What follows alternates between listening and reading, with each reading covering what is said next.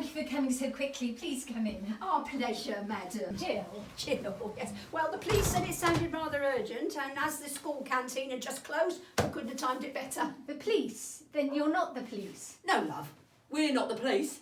Not the real police, but we're just what you need. Well, who are you then, and what are you doing here? Well, I'm PCI Duvet. Call me Chief Inspector, and this is PC Coot. Call her PC Coot. But if you're not the police, what does PC stand for? Pretend, Constable. Pretend Constable.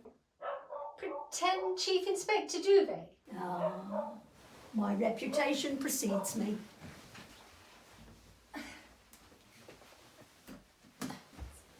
We are from Acting for Television Detection, Affidada.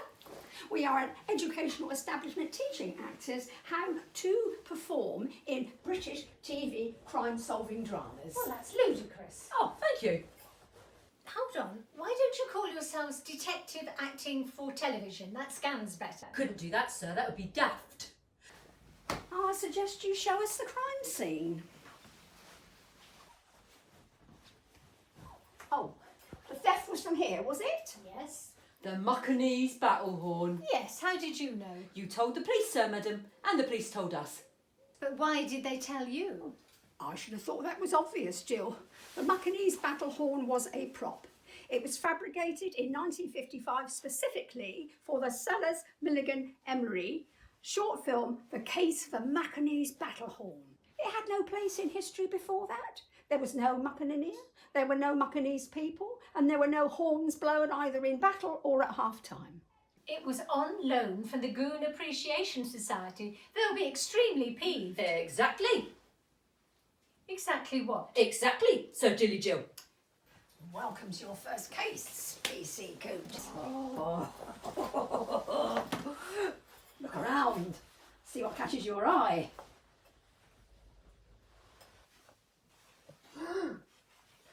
This looks like a clue. In what way is a photograph of the goons wearing short trousers a clue? I'm not sure, but in a later moment during this case I might say, do you remember in the goon's photo there was a man wearing short trousers and there was something strange about his knees? Well, which man? That chap there. But that's the Welsh Kenyan singer Harry Secombe, and there's nothing strange about his knees. That's a Labrador. No, Gov. About his knees, not about his knees. Around his knees? I mean his knees. Oh, well then say so, Coot. That all this about and around nonsense. Yes, sir. Do you remember in the goon's photo there was a man wearing short trousers and something strange his knees? Take a sketch, Coot, in case I need. Need. Very good, sir. I've been thinking, you might as well try and help. Excellent. To the robbery, then. What exactly was robberied? Look, the case. Was the brick in there before the robbery? What do you think? What I think or what I do not think doesn't answer that question. No, the brick was not there before the robbery. So the brick was a type of calling card, a calling brick. How much is a brick, Coot? To buy or rent, sir. What do you rent, of course? 3 pence per day, returning after 9 p.m. incurs a further day's rental charge. Interesting. How so? Well, culprit would only have 2.5 hours to hand his brick back, otherwise he'll be trapped inside a pocket. Can I remind you, they have the Muckanese battle horn? Of course, yes. They're going to ransom the horn, that's how they get the money to pay for the brick rental. Fiendishly ingenious.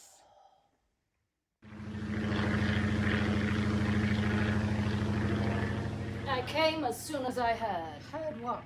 The news. It's on the news. It may have been on the weather as well, but as I said, I came as soon as I heard the news. And who are you? Room rules. Norman room rules. You may have heard me land just now. Can't stay long. Colleagues on the apron.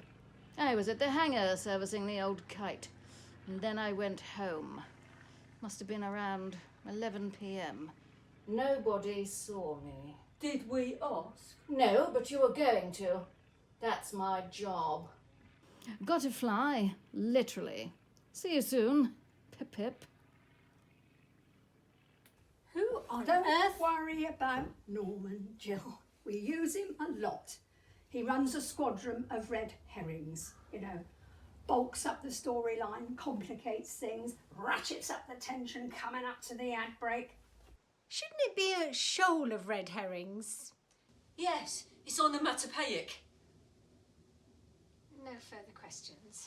That's the spirit. So, Gov, back to the station for a debrief, or do you have anything else in mind? Something else, Coot. I think we need to see a non-specific gender person about a brick.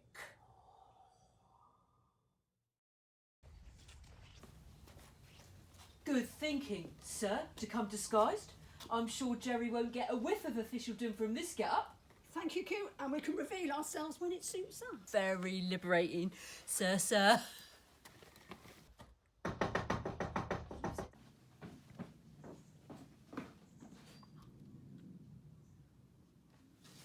My name is Jerry Quixote. I was out at the bingo. I had a line, but I missed the house by 12. And then after I got home around 11:15 after celebrating with the magazine down the Legion, lots of people saw me. Did we ask? No, but it's in my contract. What happened to your fourth wall? You just broke it.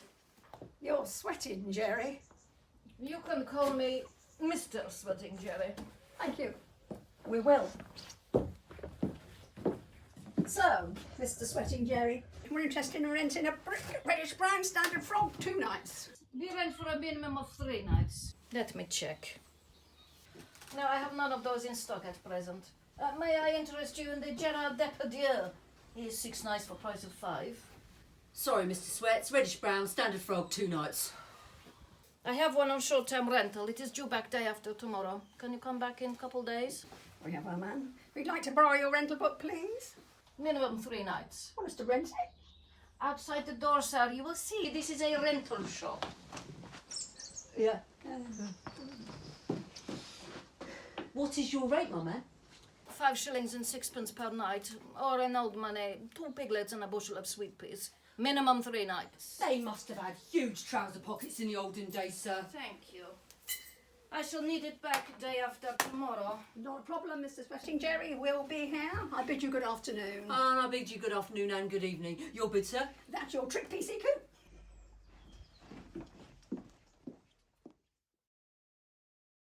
It's hard to believe it's been 3 days since the Muckanese Battlehorn was abducted. A lot of advert time under the bridge, sir.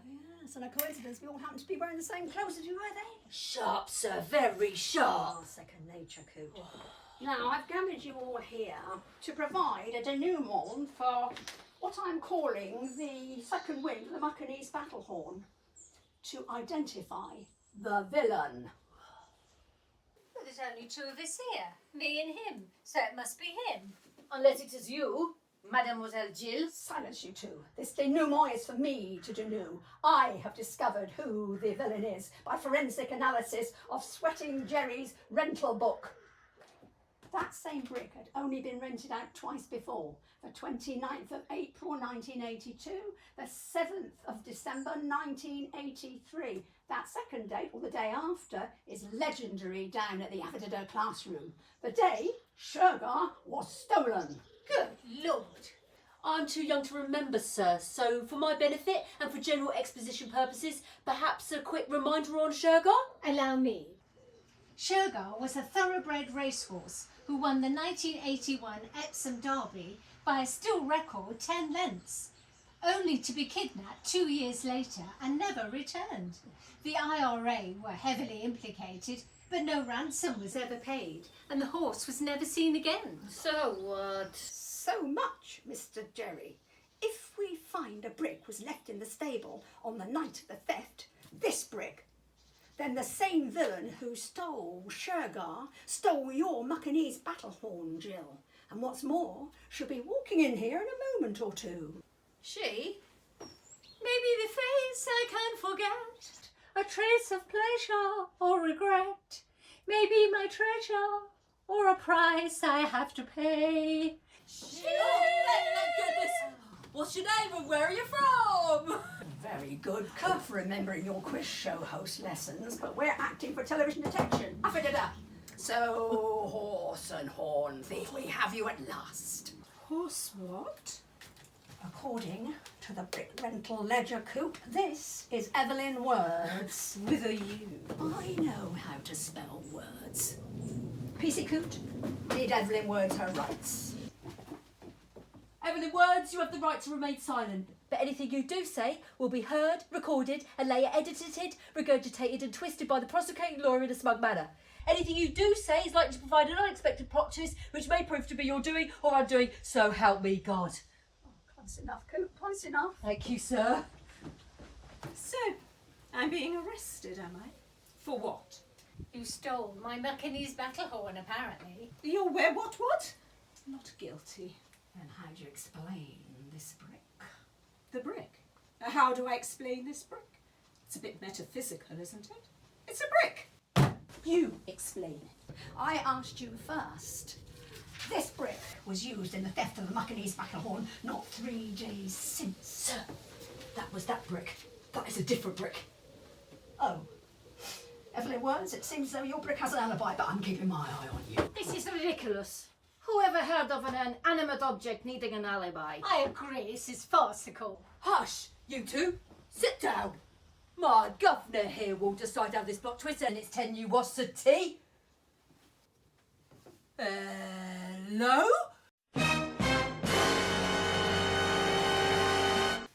His knees. His knees. I didn't hear him. Gesundheit. No, your honourableness. His knees. Remember earlier when I said, do you remember in the goons photo there was a man wearing short trousers and something strange his knees? All that background nonsense? Yes, sirrah.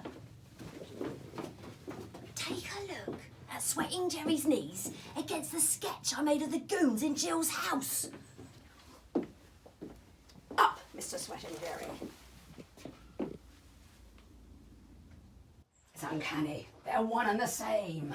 Two and the same. A pair of pairs, Lord Sir. Indeed. 4 of a kind.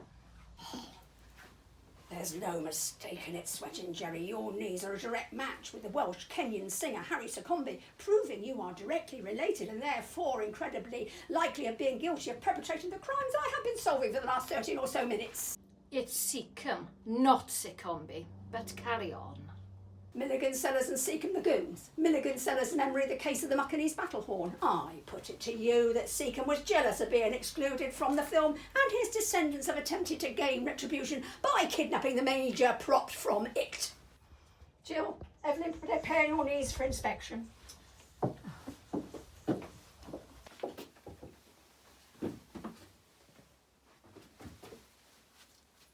Heavens. These knees clearly show she's also a Seacombe. You're in the clear, Miss Words. It's a Seacombe family job, sir. Unless Evelyn Words and her knees are closely related to the 4th goon. Famine! Goon, not horseman of the apocalypse, but well done for having a go. I refer, of course, to Michael Benteen. Check Miss Words' knees again, Coot, with Benteen's. Heavens, sir. You're right. A doppelgang pair of patellas beyond a doubt. OK, you 3, you're nabbed. And there's just time for you to come clean if you're sharpish. Righto, we're bang to rights. We, the grandchildren of Michael Benteen and Harry Seacombe, stole the Macanese battle horn. And sugar. What did you steal on that other date in December 1982? Well, nothing. We were planning on pilfering John Gielgud's Best Supporting Actor Oscar for Arthur. Oh, Arthur who? What? You heard Arthur who? Scargill, Askey, Weasley, Miller, C. Clarke, Shelby, Conan Doyle. Come on, Arthur who? And what did he want with John Gielgud's Oscar? It's Arthur Pendragon. The Oscar is needed for the Anglo-Saxons in their fight against tyranny. Huh? Ridiculous. Well, you started it. That's for another episode, Coot. So there we have it. Battlehorn case closed. We're left just requiring either a devastating twist or a cheeky, ironic one-liner to close the case. One thing more. Why didn't you steal John Gielgud's Oscar? We Brexit!